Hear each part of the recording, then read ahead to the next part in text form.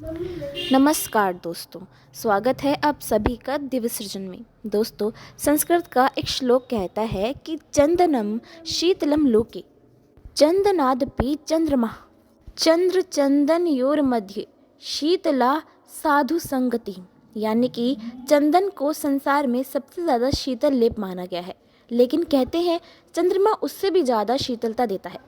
लेकिन इन सब के अलावा अच्छे मित्रों का साथ सबसे अधिक शीतलता और शांति देता है, जैसे कि हमें आपका साथ। तो चलिए इसी के साथ शुरुआत करते हैं हमारी आज की कथा, जिसका शीर्षक है अष्टावक्र और बंदी। कहोड़ मुनि के बेटे अष्टावक्र का जीवन कई नज़रियों से बहुत ज़रूरी था। उनका शरीर इतना टेढ़ा मेढ़ा और अशक्त था कि अगर उनमें तीनों लोगों की दुर्लभ विद्या का निवास नहीं होता तो उन्हें कोई भी आदर नहीं देता। बहुत ही ज़्यादा अशोभन, क्रूर और दर्शन मात्र से बहुत घृणा उत्पन्न करने वाले उनके अंग प्रत्यंगों की बिगाड़ कर विधाता ने जो अपराध किया था, मानो उसी के हरण के लिए, उसी के शोधन के लिए सरस्वती ने अपना सारा सर्वस्व उनको समर्पित कर दिया था। अष्टावक्र पर सरस्वती की बहुत कृपा थी। उनके समान प्रगल्भ पांडित्य और प्रखर प्रतिभा किसी दूसरे इंसान में नहीं मिलती थी। अगर कोई उनका थोड़ा बहुत सामना कर सकता था तो वो थे उन्हीं के सगे मामा और समवयस्क उद्दालक पुत्र श्वेतकेतु। अष्टावक्र और श्वेतकेतु के संबंध में उनके सामयिक पंडितों की धारणा ये थी कि भगवती सरस्वती के ये दोनों ही बहुत लाडले बेटे हैं। अष्टावक्र की विधवता की कहानी बहुत ही संक्षेप में मैं आपको बताने जा रही हूँ। महर्षि उद्दालक का अपने समय में सारे भूमंडल पर बड़ा ही मान था। वो जैसे उच्च कोटि के तत्ववेत्ता थे, विचारक थे और मंत्रदृष्टा थे, वैसे ही परम कृपालु और परोपकारी भी थे।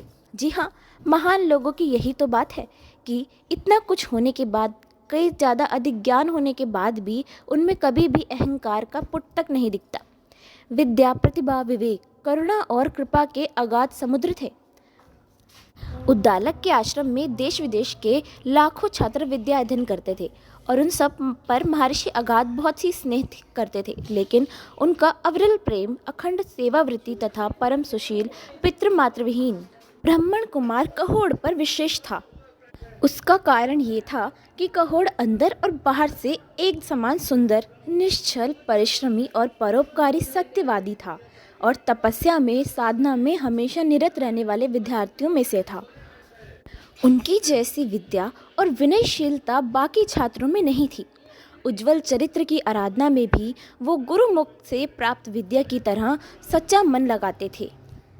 वेदों और शास्त्रों के समग्र अध्ययन को खत्म कर लेने के बाद भी बाकी शिष्यों की तरह वो अपने गुरु के आश्रम से नहीं गए थे, क्योंकि उनकी अभिलाषा थी कि जिस पितृतुल्य गुरु यानी पिता जैसे गुरु के आश्रम में जीवनदायिनी विद्या की प्राप्ति हुई है, यानी जो जीवन को देने वाली है, जीवन को अच्छे तरीके से किस तरह जीना है, उसे चलाना है, वो सिखाने वाली है, उसी की तन मन से सेवा करने में जीवन को क्यों न व्यतीत किया जाए। वेदों और शास्त्रों के बराबर अध्ययन और परिशीलन के बाद उन्होंने अपने आचार्य उद्दालक के शिष्यों का अध्यापन शुरू कर दिया और धीरे धीरे आचार्य की पदवी पर खुद भी प्राप्त कर लिया।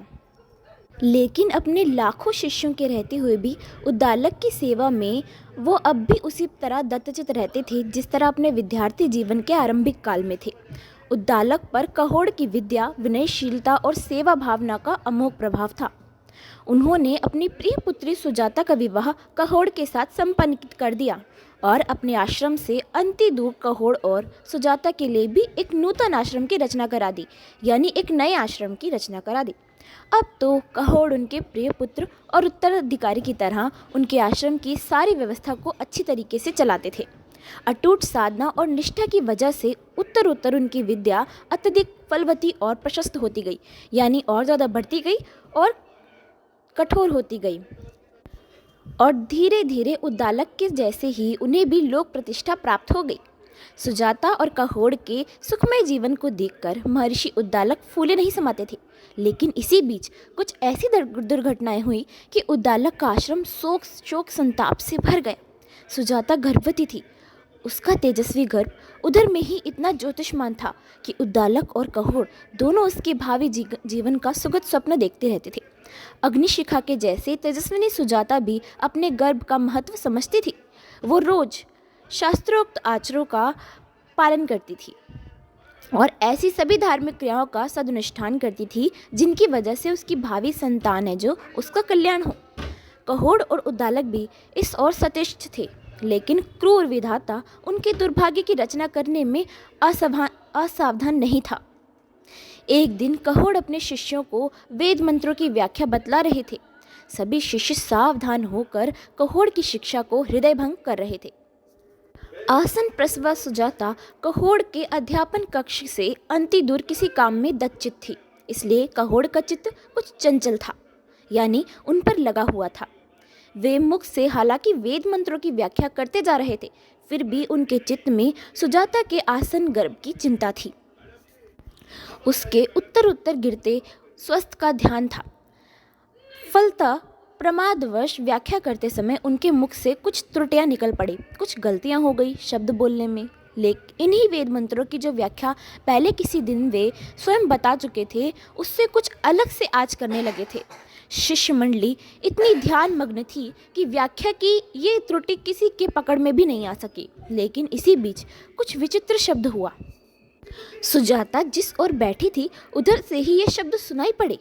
पूज्य तात, आपकी ये व्याख्या अशुद्ध हो रही है, कृपया सावधान होकर इसे संभालिए, अन्यथा इस बृहत शिख मंडली पर फैलाई गई ये अशुद्ध व्याख्या वेद मंत्रों के उपहास का कारण बनेगी। इस अशरीरणी किंतु प्रगल्भ वाणी को सुनकर कहोड़ चकित रह गए। शिष्य मंडली स्तब्ध रह गई, क्योंकि बिना शरीर ही न जाने कहाँ से ये आवाज़ आ रही थी, और सुजाता विकंपित होकर बेहोश सी हो गई। गर्भस्थ शिशु की ऐसी वाणी को सुनने की चर्चा भी उसने नहीं सुनी थी। उधर कहोड़ की विचित्र मनोदशा थी। जिस शिष्य मंडली में उनका देवोपन सम्मान था, उसमें होने वाले इस निर्भय अपमान से वो अत्यंत कुंठित और क्षुब्ध रह गए। यानी उन्हें लज्जा भी आई और थोड़ा बुरा भी लगा।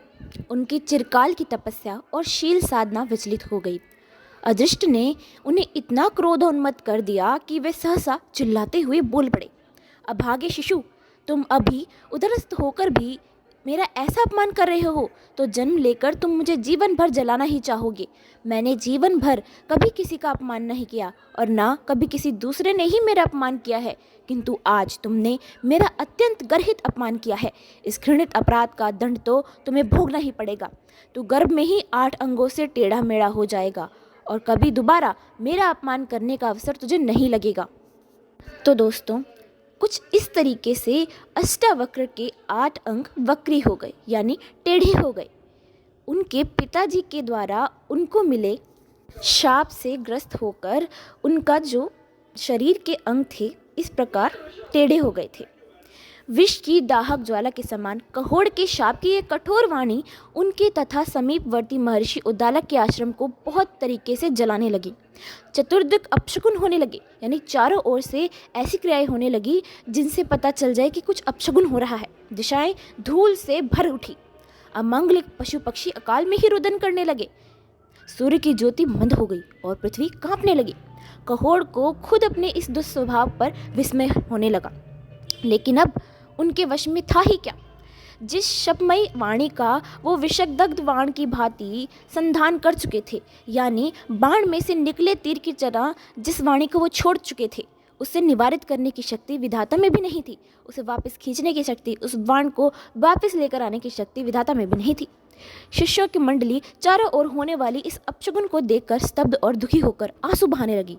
और उधर सुजाता के उदर में प्राणघातिनी पीड़ा आरंभ हो गई। संयोग की बात, उन्हीं दिनों सुजाता की माँ भी गर्भिणी थी।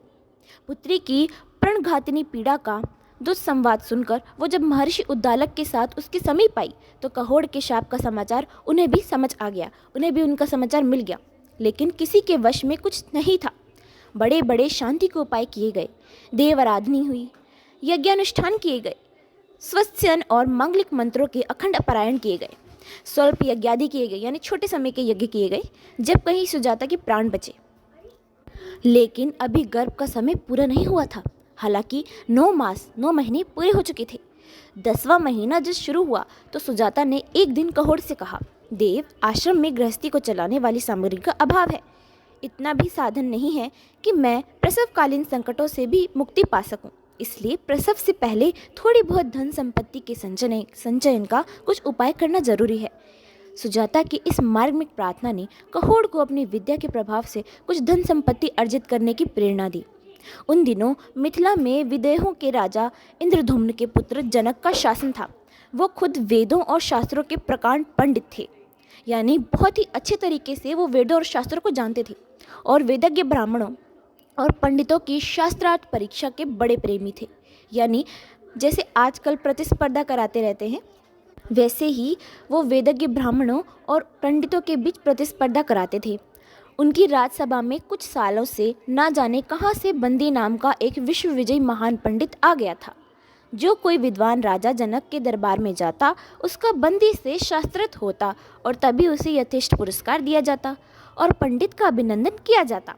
कहोड़ को अपनी आराधित विद्या पर अगाध विश्वास था। उन्हें बहुत विश्वास था कि उनकी जो विद्या है वो काफ़ी सुदृढ़ है, मजबूत है। उन्होंने जनक के दरबारी पंडित बंदी को पराजित करने की अभिलाषा से मिथिला की ओर प्रस्थान किया। चले गए मिथिला की ओर। बंदी अत्यंत दुर्भिमानी पंडित था। उसको अपनी विद्या पर बहुत अभिमान था, घमंड था। उसकी तर्क शैली और वाग्मिता का आतंक सारे देश के पंडित समाज पर छा गया था। सब सोचते थे, डरते थे कि ये तो इतना ज़्यादा तर्कशील है, ये तो हर चीज़ का हाजिर जवाबी है, इसलिए सब डरते थे। उसका शास्त्रों का अध्ययन और परिशीलन जितना गहन था, उतना ही उसकी प्रतिभा और तेजस्विता भी अनमत थी। उसके विशाल शरीर की कांति अनुपम थी। प्रतिद्वंदी तो उसके दर्शन मात्र से ही हतप्रभ हो जाते थे। लेकिन इन सब विशेषताओं के साथ बंदी में जो सबसे बड़ा दुर्गुण था, वो था उसका क्रूर और कुटिल स्वभाव। जी हाँ, क्रूर और कुटिल स्वभाव। अपने आप उसे अपनी पराजय स्वीकार कर लेने वाले पंडितों को तो वो पुरस्कार दिलवा देता था, लेकिन जो उससे शास्त्रार्थ करके पराजित होते थे, उन्हें अपने प्राणों के हाथ धोने पड़ते थे। यानी कि शास्त्रार्थ ना किए बिना ही जो पराजय स्वीकार कर लेता, उसको तो वो पुरस्कार दिलवा देता था, लेकिन जो शास्त्रार्थ करने के बाद हारते थे, उनको वो मृत्यु दंड दिलवा देता था। बंदी के दुराग्रह से ही राजा जनक ने ये घोषणा कर दी थी कि जो कोई बंदी को शास्त्रार्थ में पराजित करेगा, वही हमारा राज पंडित होगा और बंदी को जल में डुबो दिया जाएगा। लेकिन जो पराजित होगा, उसे भी जल में डुबोकर मार दिया जाएगा। बंदी के शास्त्रार्थ में अनेक पंडितों को जल समाधि दी जा चुकी थी। कहोड़ को बंदी के शास्त्रार्थ की ये शर्त ज्ञात थी, लेकिन उन्हें अपने गंभीर अध्ययन और पांडित्य पर भी बहुत विश्वास था। जनक के दरबार में पहुंचकर उन्होंने बंदी को शास्त्रार्थ में पराजित करने की घोषणा करा दी। अब तो कहोड़ की अनमत प्रतिभा और प्रगल्भ पांडित्य की सूचना बंदी को भी थी, लेकिन उसने शास्त्रार्थ के आरंभ में ही कुछ ऐसी युक्तियां लगाई कि वो हतप्रभ होकर पराजित हो गए और स्वीकृत शर्त के अनुसार उन्हें मिथिला में ही राजसभा के समीप सरोवर में जल समाधि दे दी गई। उनकी इस करुण मृत्यु का दुख संवाद जब महर्षि उद्दालक के आश्रम में पहुंचा, तो सभी लोग शोक सागर में निमग्न से हो गए, यानी डूब गए, बहुत ही ज़्यादा परेशान और दुखी हो गए।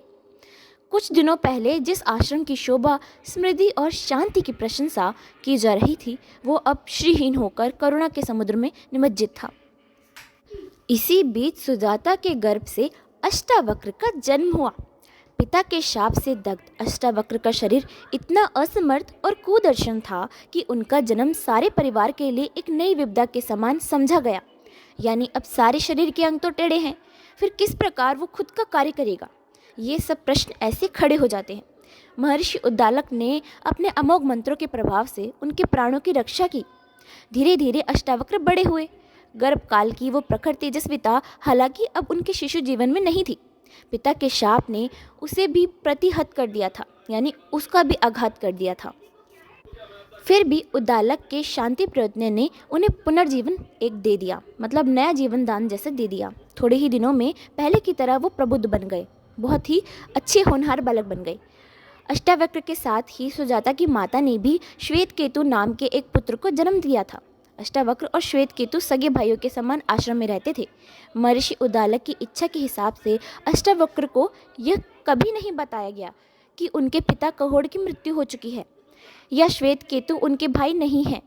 प्रत्युत उन्हें यही बोध कराया गया था कि महर्षि उद्दालक उनके पिता और श्वेत केतु उनके भाई लगते हैं।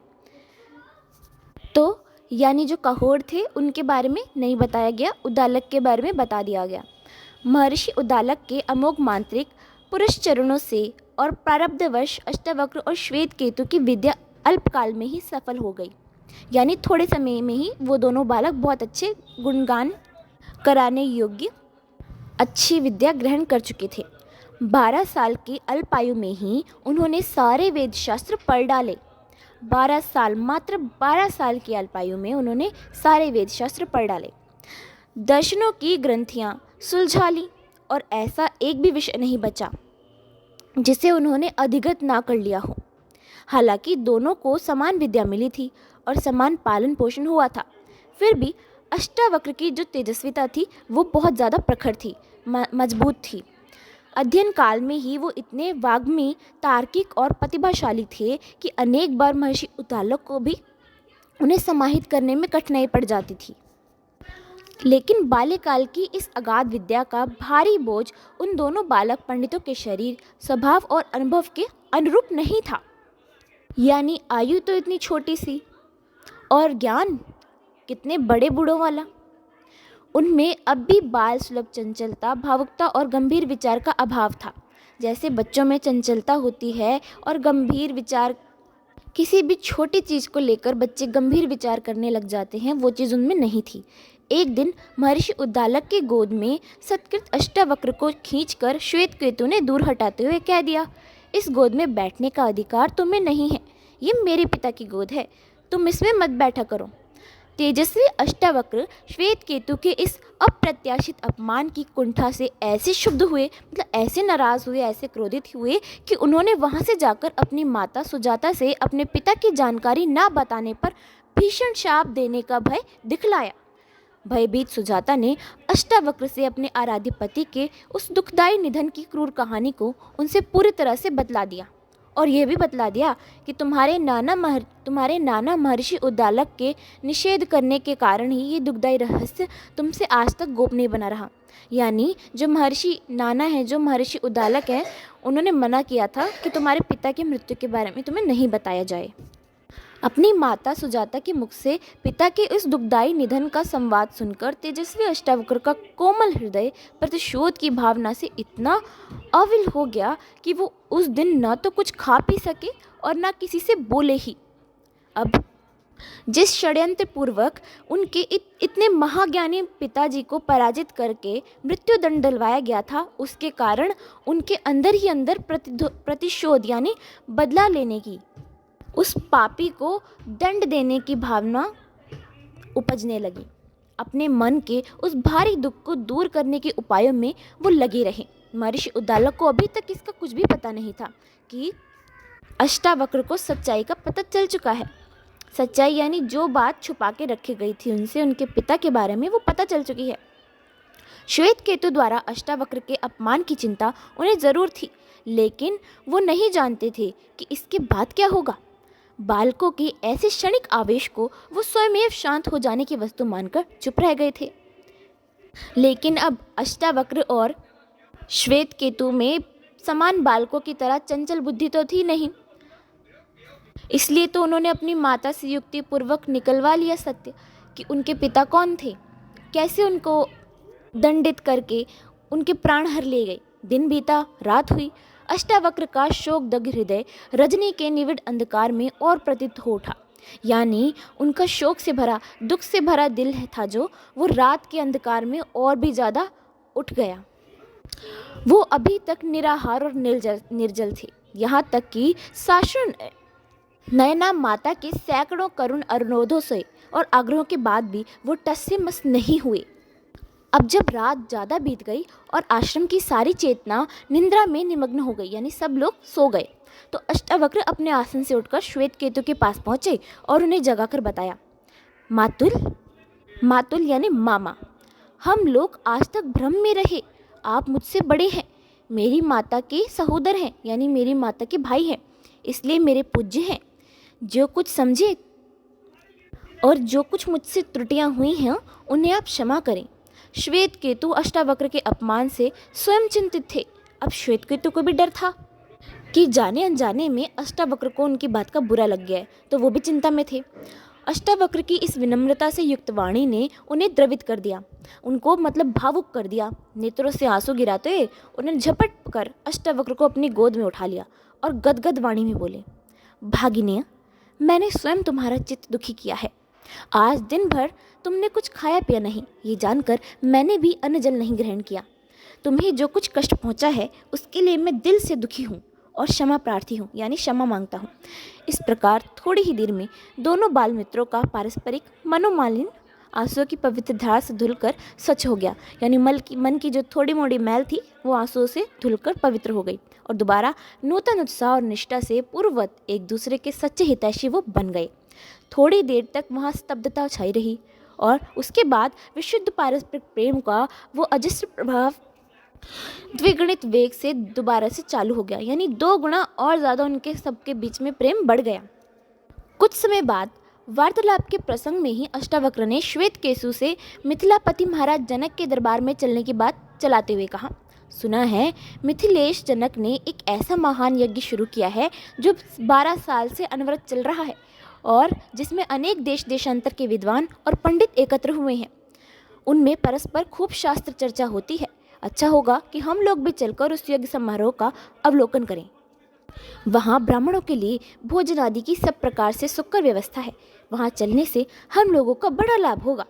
अष्टावक्र की ये लुभावनी बातें श्वेतकेतु के दिल में बस गईं।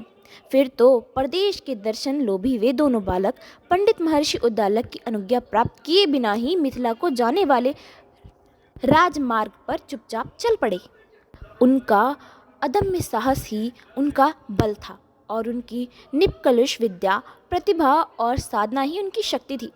मिथिला के राजमार्ग पर आगे बढ़ते हुए राजधानी के बहुत पहले ही अष्टावक्र और श्वेतकेतु की भेंट संयोगात राजा जनक के सैनिकों से हो गई, जो राजा के रथ को निर्वाक करने के लिए दूर ही राजमार्ग को जनशून्य बना रहे थे, यानी राजा के रथ को आगे बढ़ाने के लिए लोगों को हटा रहे थे वहाँ से। राजा के साथ उनकी अंगरक्षक वाहिनी थी। सैकड़ों रथ थे और उतने ही गजारोही और अश्वारोही भी थे। राजमार्ग के संकुलित रहने पर राजा के रथ को रोकना पड़ता, इसलिए रथ के निकलने के आधी घड़ी से पहले राजमार्ग पर सामान्य लोगों का चलना फिरना बंद किया जा रहा था।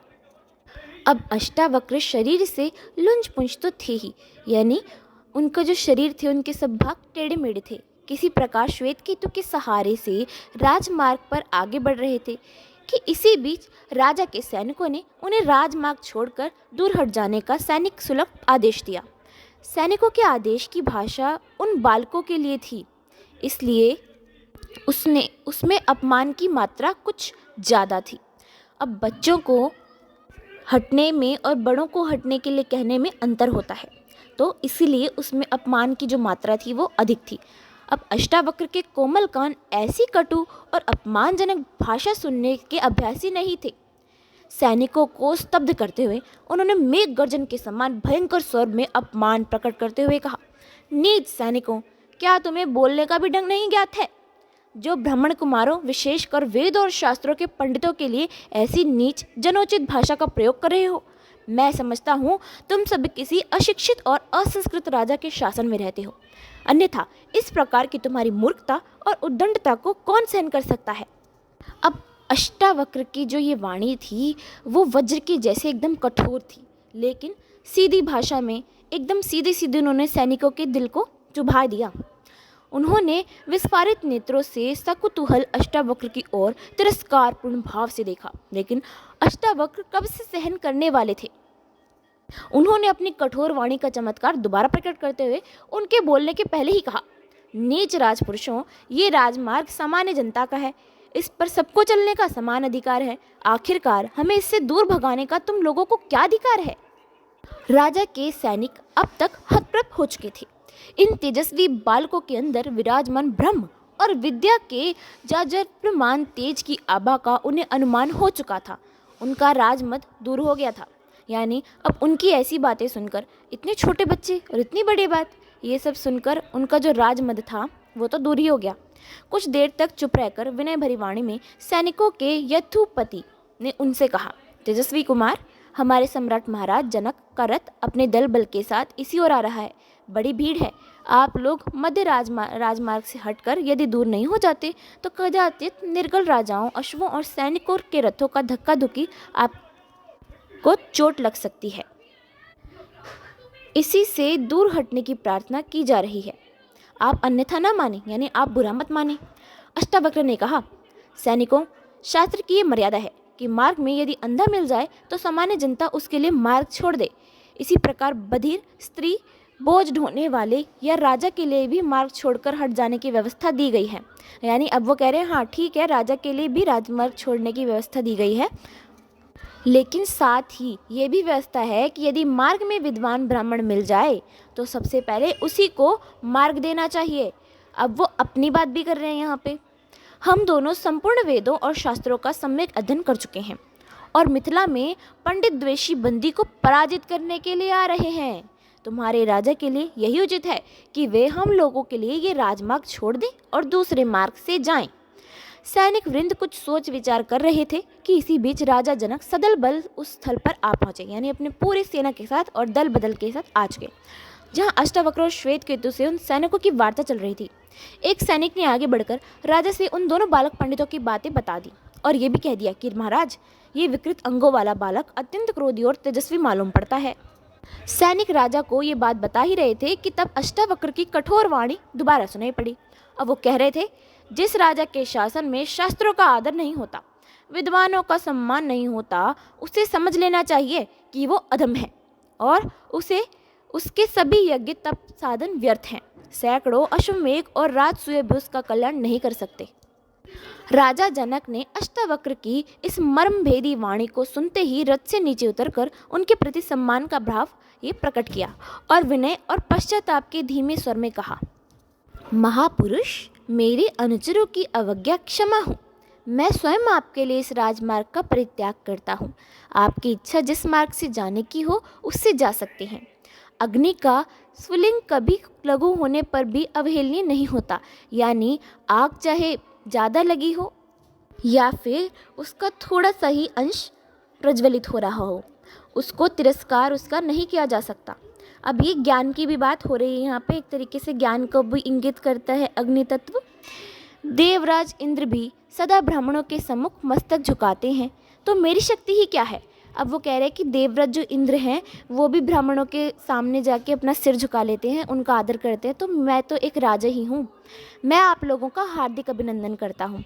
इस बात पे अष्टावक्र बोले, राजन, आपके इस सद्विचार के लिए मैं साधुवाद देता हूँ, यानी कि मैं भी आपको आदर देता हूँ। हम दोनों आपके महान यज्ञ में सम्मिलित होने के लिए यहाँ आए हैं। आपका कल्याण हो। राजा जनक ने इन दोनों तेजस्वी ऋषि कुमारों का स्वागत किया और उनसे यज्ञ में सम्मिलित होने की प्रार्थना कर अपना मार्ग बदलकर अन्य मार्ग से सदल बल राजभवन को प्रस्थान किया। दूसरे दिन अष्टावक्र अपने मातुल यानी मामा श्वेत केतु के साथ राजा के यज्ञ मंडप के प्रवेश द्वार पर जब पहुंचे तब द्वारपाल ने उन्हें भीतर प्रविष्ट होने से रोक दिया। अब उसने कहा, मुनि कुमार, इस महान यज्ञ में वही विद्वान ब्राह्मण आ सकते हैं जिनके लिए हमारे आचार्य बंदी की आज्ञा होगी। आप लोग वैसे भी अभी बहुत छोटे हैं, इसलिए आप लोगों को यज्ञ मंडप में प्रवेश की अनुमति तो यूँ भी नहीं दी जा सकती। अब देखो, राजा जनक उस देश का, उस राज्य का राजा है, परंतु फिर भी वहाँ पर बंदी, आचार्य बंदी की बात मानी जा रही है। तो इसका मतलब राजा के पास भी उतनी शक्ति नहीं है जितनी कि उस समय आचार्यों के पद पर होती थी। द्वारपाल की ये बातें अष्टावक्र के लिए असह्य हो गई। उन्होंने बड़े तीव्र स्वर में अपमान के लहजे में कहा, नीच द्वारपाल, तुम्हें इस बात का क्या पता है कि हम लोग कौन हैं और हम विद्वान हैं या मूर्ख? बिना हमारी विद्या और प्रतिभा का परिचय प्राप्त किए तुमने ऐसी अपमानजनक बातें कह कैसे दी? मैं तुम्हारे आचार्य बंदी को पराजित करने के लिए यहाँ आया हूँ। उस पंडित कुलद्वेषी ने अनेक विद्वान ब्राह्मणों को जल समाधि देकर जो ब्रह्म हत्या का कठोर पातक किया है, यानी पाप किया है, उसका कुफल उसे आज खुद भोगना पड़ेगा। तुम शीघ्र ही जाकर बंदी को मेरी ये घोषणा सुना दो कि आज उसे मेरे साथ अपने पांडित्य की परीक्षा देनी ही होगी।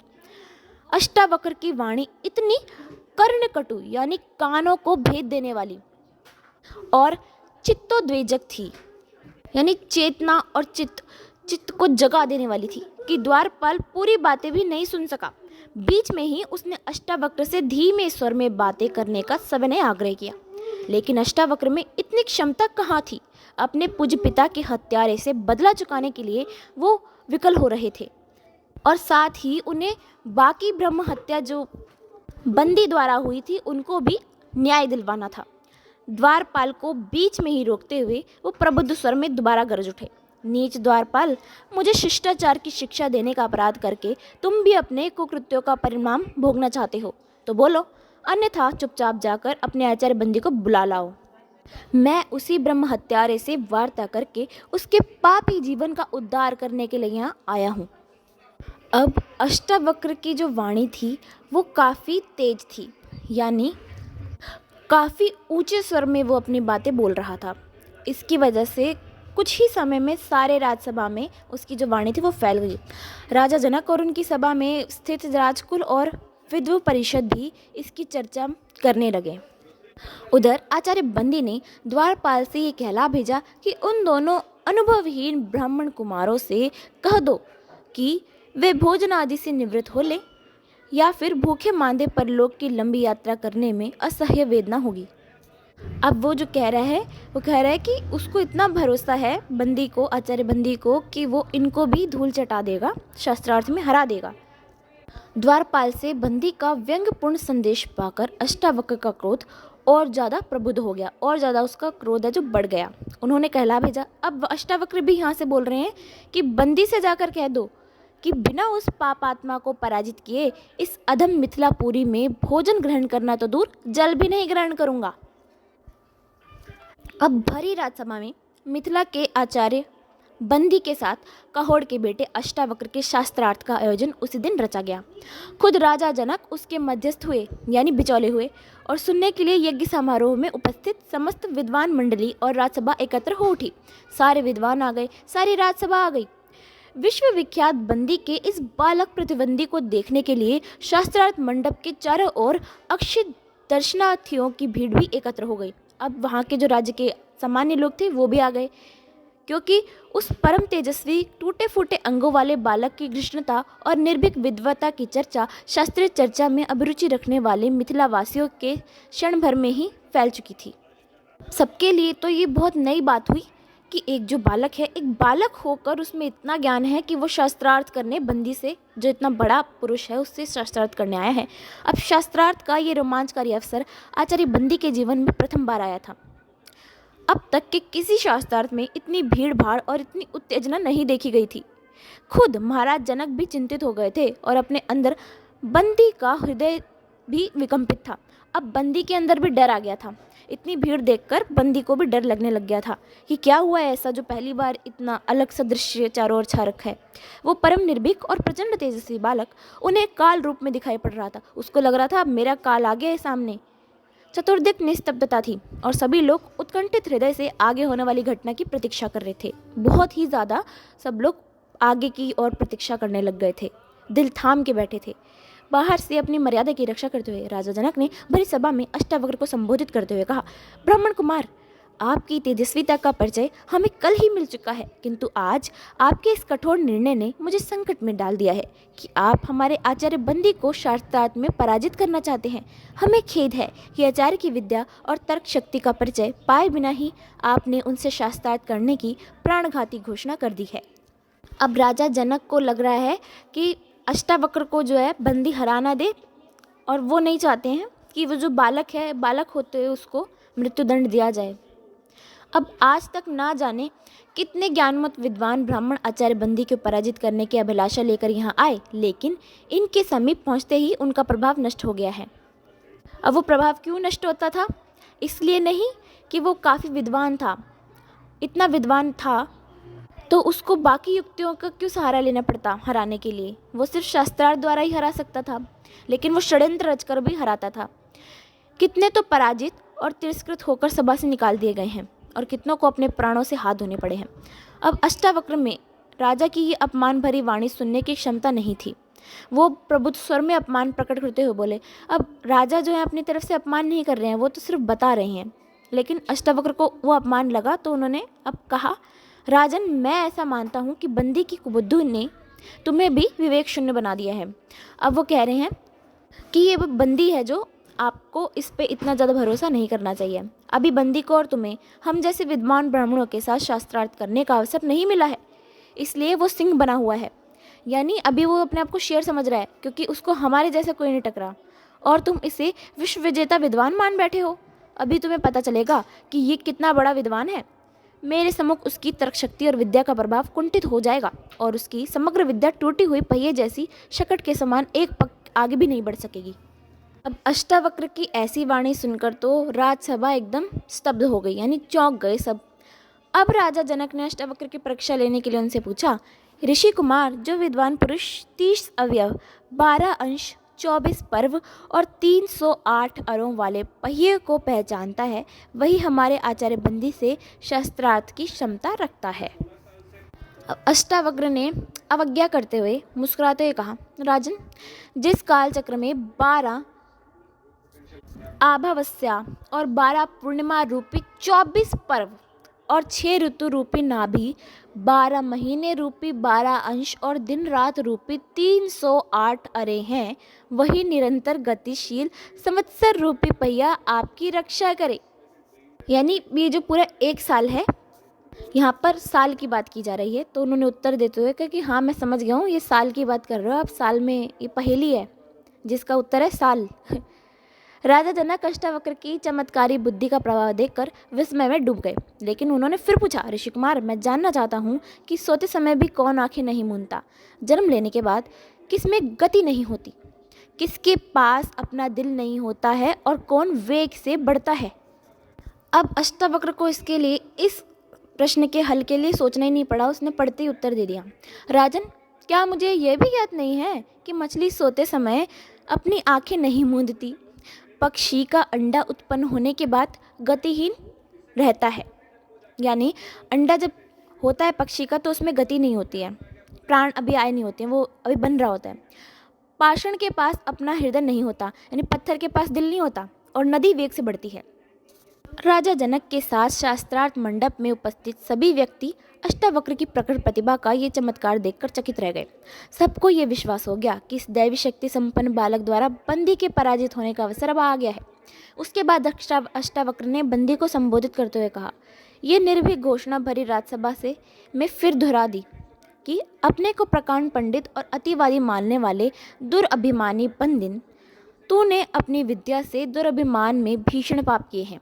अनेक पंडितों को पराजित कर तूने पानी में डुबो दिया है, लेकिन आज तुम्हारी वाणी मौन हो जाएगी, मतलब मैं तुम्हें चुप करा दूंगा अब आज, और तुम्हें अपने कुकर्मों का फल मिलेगा।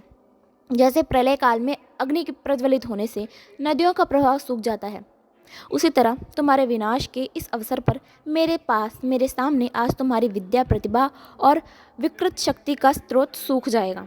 अब तुम संभल कर बैठ जाओ। कहते हैं चलो कमर कस लो अपनी।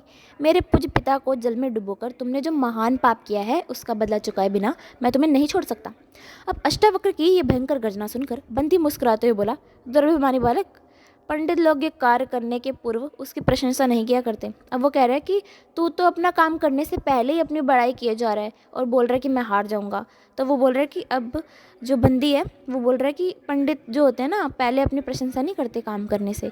तुम व्यर्थ के बकवास में अपनी शक्ति का अपव्यय क्यों कर रहे हो? कहते तुम अपनी जो शक्ति है वो व्यर्थ क्यों कर रहे हो बकवास करने में? जो कुछ तुम्हारा पांडित्य है उसकी परीक्षा भी हो जानी जा रही है। मुझे तुम्हारी शर्त मंजूर है। इस घोषणा को मैं बहुत दिन से पहले ही कर चुका हूँ कि जिस दिन कोई भी पंडित मुझे पराजित कर देगा उसी दिन मैं अपना शरीर त्याग कर दूंगा। लेकिन मुझे तुम्हारे बाल्यकाल का खेद है। अभी तुम्हें संसार के विशेष अनुभव प्राप्त करने की ज़रूरत है, लेकिन तुम अपने प्रारब्ध सोते हुए सिंह को जगा रहे हो। अब वो कह रहे कि तुम तो भाई सोते हुए शेर को छेड़ रहे हो, तुम मेरे से हार जाओगे कह रहे।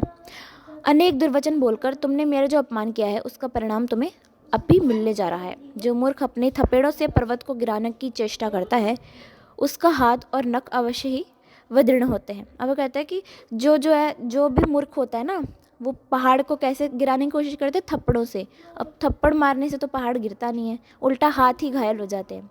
पर्वत का तो वो कुछ भी नहीं बिगाड़ सकता, ये बोल रहे हैं। उसके बाद राजा जनक की मध्यस्थता से परस्पर आरोप प्रत्यारोप की चर्चा समाप्त हो गई। राजा जनक ने दोनों के जो आपस में बहस हो रही थी उसको समाप्त करा दिया और अष्टावक्र के अनुरोध से बंदी ने भी उनसे कुछ प्रश्न किए। अब वो प्रश्न ऐसे जटिल, गूढ़ और दुर्गम थे कि उनका उत्तर न दे सकने के कारण अनेक पंडितों को जल समाधि दी जा चुकी थी। वही प्रश्न वो बोल रहा था अब अष्टावक्र के सामने, जिनकी वजह से पहले बाकी कई ब्राह्मण थे जो जल के अंदर डुबो दिए गए थे और मार दिए गए थे। लेकिन विधि का विधान कुछ दूसरा ही था। अष्टावक्र ने भरी राजसभा में बंदी के उन गूढ़ प्रश्नों का इतनी जल्दी सरलता से उत्तर दिया कि राजा समेत सारी जो सदा सभा थी वो धन्य धन्य करने लगी। फूल गिरने लगे, जय जयकार होने लगी। बंदी के ऐसे प्रश्नों की संख्या सीमित थी। अब बंदी के पास तो दो चार ही गिने चुने शब्द थे, वो प्रश्न थे जो हर किसी से पूछता था, कठिन वाले। जब उसने अपने कभी प्रश्न समाप्त कर दिए और अष्टावक्र ने सबका बहुत सटीक और सरल उत्तर दे दिया, तब प्रतिज्ञा के हिसाब से अष्टावक्र ने बंदी से कुछ प्रश्न पूछे। बंदी इतना हतप्रभ हो चुका था कि उसे अष्टावक्र के प्रश्नों का कोई उत्तर नहीं सुझाई पड़ा। अधूरी बात बोलकर वो रुक गया और जब बड़ी देर तक सभा में निस्तब्धता छा ही रही, यानी चारों ओर चुप्पी साधे रही सब लोग, और वो बंदी था वो भी, राजा जनक के अनुरोध से अष्टावक्र ने अपने उन प्रश्नों का विधिवत समाधान कर बंदी को बहुत ही लज्जित किया। राजसभा में कुतूहल और भय का अद्भुत आतंक व्याप्त हो गया। अब सब जो थे बहुत ही कुतूहलवश हो गए और बहुत आतंकित भी हो गए कि भाई ये क्या हो गया। राजा जनक अपनी राजसभा के उस परम सम्मानित पंडित की ये दुर्दशा देखकर जितने दुखी और लज्जित थे, उतना ही उन्हें अष्टावक्र की अल्प वय में ही, मतलब अभी वो छोटा सा ही है, और इस प्रकार की कुशाग्र बुद्धि और गहन अध्ययन को देखकर वो भी कुतूहल हो रहे थे। जब बहुत देर तक बंदी चुप रहे, अब अष्टावक्र भी चुप रहे, तो चारों ओर सभा में कोलाहल मच गया, यानी सब लोग आपस में फुसफुसाने लग गए। अनेक पंडितों के पापघाती बंदी के इस पराजय का अभिनंदन करते हुए परिषदों ने आवाज़ लगाई, महाराज अब बंदी को जल समाधि देने का तत्काल प्रबंध किया जाए और अष्टावक्र जैसे विश्व विजयी विद्वान को राज पंडित की उपाधि से विभूषित किया जाए। बंदी की यह आश्चर्य भरी वाणी सुनकर राजा जनक स्तंभित रह गए और भरी राजसभा में बंदी को अपने भाषण का तात्पर्य समझाने का आग्रह होने लगा। तब बंदी ने प्रसन्नता के अतिरेक से मुस्कुराते हुए गदगद वाणी में ये कहा, महाराज मेरे अपराध क्षमा करें। मैं जल के अधिदेवता वरुण का बेटा हूँ। मेरे पूज्य पिता वरुण देव एक 12 वर्ष व्यापी दीर्घ यज्ञ का अनुष्ठान करना चाहते थे, जिसके लिए उन्हें अच्छे अच्छे पंडितों की आवश्यकता थी। उसी के लिए कुछ चुने हुए विद्वानों को भेजने का काम देकर मुझे आपकी सेवा में भेजा गया था। आपकी सभा में आने वाले वे सभी पंडित जिन्हें मुझसे शास्त्रार्थ में पराजित होने के कारण जल समाधि दी गई है, मेरे पिता के उक्त यज्ञ में सम्मिलित हैं। यानी अब वो कह रहे हैं कि वो जो पंडित जिनको जल समाधि मिली है ना, उनकी मृत्यु नहीं हुई है, वो तो मेरे पिता के यज्ञ में सम्मिलित हैं, क्योंकि मैं तो चाहता था जो विद्वान पंडित है बड़े बड़े, उनको पिता के द्वारा कराए गए यज्ञ में बिठाया जाए। वो यज्ञ पूरा हो चुका है और अब वो सब धरती पर वापस लौटने वाले हैं। अब वो कह रहे हैं वो मरे नहीं है, वो वापस आएंगे धरती पे। मुझे भी अपने पिता से मिले हुए 12 साल से ज़्यादा बीत चुके हैं, इसलिए कृपा कर मुझे जल समाधि देने का प्रबंध आप शीघ्र करा दें। अब क्या हुआ कि अष्टावक्र कुछ कहने ही जा रहे थे कि राजा जनक की उस सभा में 12 साल से पहले बंदी से शास्त्रार्थ में हारे हुए सारे सभी पंडित थे जो जलाशय से बाहर निकलते हुए दिखाई पड़े, जिनमें उन्हें पहले जल समाधि दी जा चुकी थी। उन्हीं पंडितों में अष्टावक्र के पूज्य पिता कहोड़ भी थे। उन सब को एक साथ देखकर राजा जनक की विस्मवा हर्ष से उन्मत्त होकर जय जयकार करने लगी और वो सभी आगंतुक पंडित स्वयं का मंगल पाठ करने लगे। कुछ देर बाद जब लोग कुछ शांत हुए, तब राजा और सभा से अनुमति प्राप्त करके बंदी ने उन सभी पंडितों से अपने अपराधों की क्षमा याचना की और फिर सबके देखते ही देखते सरोवर की उस अगाध जलराशि में ऐसी डुबकी लगाई कि फिर उसका पता भी नहीं लगा। उसके बाद तो राजा जनक ने अपनी पूर्व सभा से पराजित उन सारे पंडितों का समारोह पूर्वक अभिनंदन किया और उन्हें विविध वस्त्राभूषण, धन धान्य और धेनु देकर विदा किया। धेनु यानी गाय। महर्षि कहोड़ का अपने पुत्र अष्टावक्र से जब परिचय कराया गया और बंदी को शस्त्रार्थ में पराजित करने की बातें बतलाई गई, तो वो फूले नहीं समाये। अपने अमोघ तपस्या और साधना के प्रभाव से उन्होंने अष्टावक्र के मंगल की कामना करते हुए उन्हें गले लगा लिया। अष्टावक्र ने अपने पूज्य पिता की विधिवत पूजा की और खुद भी राजा जनक और उनके विधसभा द्वारा परम सम्मान और अभिनंदन प्राप्त किया। इस प्रकार बंदी पर विजय प्राप्त कर अष्टावक्र अपने मामा श्वेत केतु और पिता कहोड़ के साथ जब अपने आश्रम को वापस लौटे, तो महर्षि उद्दालक का वो आश्रम दोबारा अपार हर्ष और उल्लास से भर गया। महर्षि उद्दालक, उनकी पत्नी और पुत्री सुजाता के समान ही प्रत्येक सुनने वाले ने अमृत तुल्य संवाद का स्वागत किया। उसके बाद महर्षि उद्दालक और कहोड़ के तप प्रभाव से अष्टावक्र के अंगों की जो दुर्बलता थी और शिथिलता भी थी, उन सबको स्नान करने के कारण दूर करा दिया गया। उनकी अप्रतिम विद्या और प्रतिभा के समान ही उनका अंग प्रत्यंग भी दैवी कांति से विमंडित होकर चमकने लगा। इस प्रकार अपनी विद्या और प्रतिभा के चमत्कारी प्रभाव से तेजस्वी ऋषि कुमार अष्टावक्र ने अपने और अपने गुरुजनों के जीवन को सब प्रकार से सुखी, शांत और संतुष्ट बनाया और कुछ ही समय में ही उनकी कीर्ति कौमुदी समस्त भूमंडल पर छा गई। तो ये थी अष्टावक्र की कहानी। अष्टावक्र को देखकर तो यही पता चलता है कि अगर किसी व्यक्ति में एक भी गुण हो और वो बहुत बड़ा कर जाए, उस गुण के द्वारा ही वो बहुत कुछ कर लेता है। तो एक गुण होने से बाकी सारे जो कमियां हैं वो दूर हो जाती हैं। इसीलिए अपने एक गुण को, वो एक गुण भी आपके लिए बहुत ही बड़ा और परोपकारी सा है, आपके लिए तो परोपकारी ही है कि उस गुण के द्वारा आपके अनेक जितने भी छोटी छोटी बातें होंगी जो कि लोगों को या आपको अपने अंदर कमी के तौर पर लगती होंगी, उनके ऊपर आप विजय प्राप्त कर सकते हैं उस एक गुण के कारण। इसीलिए अपने गुणों पर ध्यान दीजिए, उसमें एकाग्रता करके अपने गुण को बढ़ाइए ताकि आगे आपके साथ भी कल्याण हो।